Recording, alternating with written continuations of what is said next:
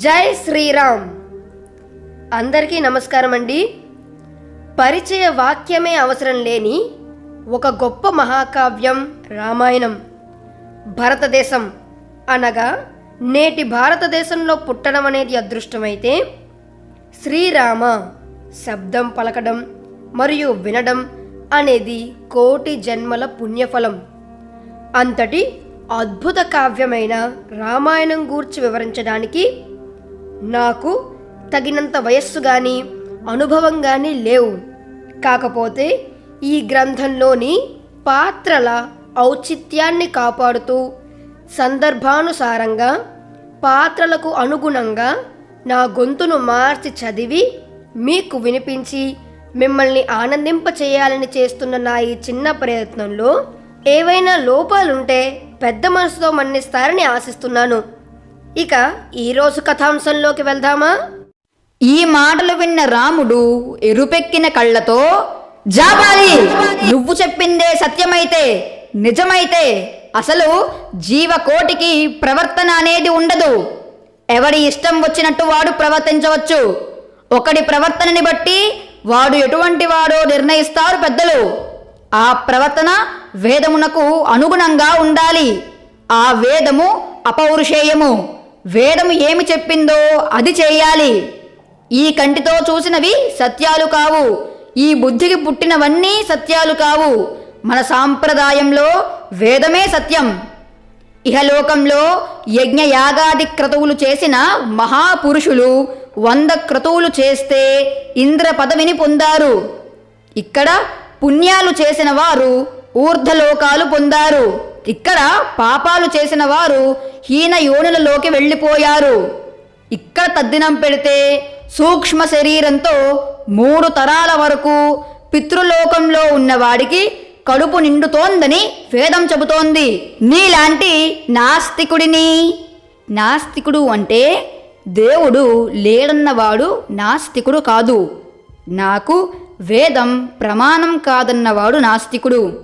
అలా నీలాంటి నాస్తికుడిని, ప్రవర్తన తెలియని వాడిని, ఏ సత్యాన్ని వేదం చెబుతోందో, ఏ సత్యాన్ని ఆశ్రయించి లక్ష్మి ఉన్నదో, ఏ సత్యాన్ని ఆశ్రయించి ఈ సమస్త బ్రహ్మాండములు నిలబడ్డాయో అటువంటి సత్యానికి ఆధారమైన వేదాన్ని తృణీకరించి మాట్లాడుతున్న నీ వంటి నాస్తికుడిని ఎలా చేర్చుకున్నాడయ్యా దశరథ మహారాజు?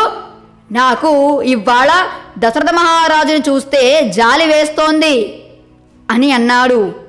ఈ మాటలు విన్న జాబాలి గజగజ వణికిపోతూ, నేను వేదాన్ని తిరస్కరించిన వాడిని, నమ్మని వాడిని కాదు రామా. భరతుడు అంత బెంగ పెట్టుకున్నాడు కదా, కనుక ఏదో ఒక వాదం చేస్తే మీరు తిరిగి వస్తారు కదా అని ఇలా చెప్పాను అని అన్నాడు. అప్పుడు వశిష్ఠుల వారు వచ్చి బ్రహ్మగారి నుంచి ఇక్ష్వాకు వంశం ఎలా ఏర్పడిందో చెప్పి, ఈ వంశంలో ఎప్పుడూ పెద్దవాడే రాజవుతున్నాడు.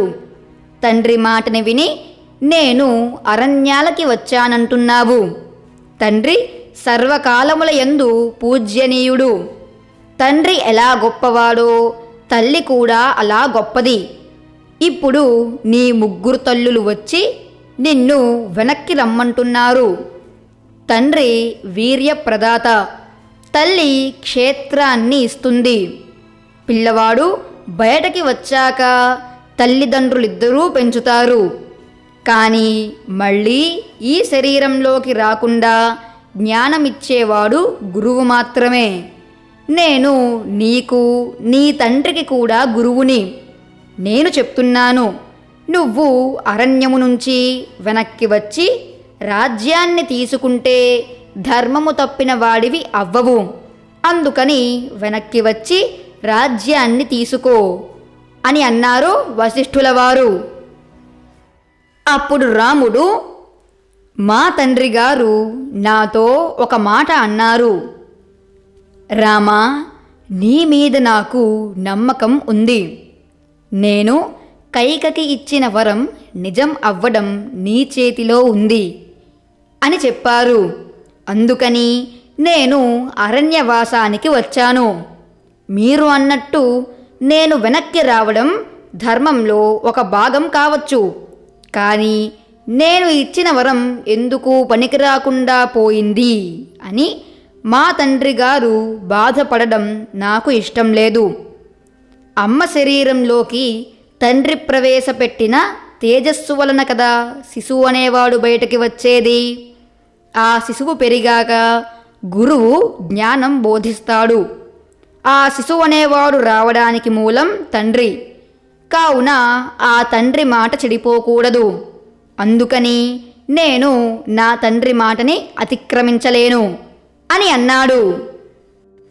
అప్పుడు భరతుడు సుమంత్రుడిని పిలిచి, దర్భలు తీసుకొచ్చి ఇక్కడ పరవండి. నేను ముఖం మీద బట్ట వేసుకుని ఏదీ చూడకుండా రాముడికి ఎదురుగా కూర్చుంటాను అని అన్నాడు. ఇక్కడ గమనించాల్సిన విషయం అండి, పూర్వకాలంలో రాజు తప్పు చేస్తే, ధర్మం తప్పితే బ్రాహ్మణులు ఇలా ముఖం మీద గుడ్డ వేసుకొని రాజుకి ఎదురుగా కూర్చునేవారు, రాజుకి తన తప్పుని తెలియచేయడం కోసమని. అప్పుడు వెంటనే సుమంత్రుడు దర్భలని పరిచేశాడు.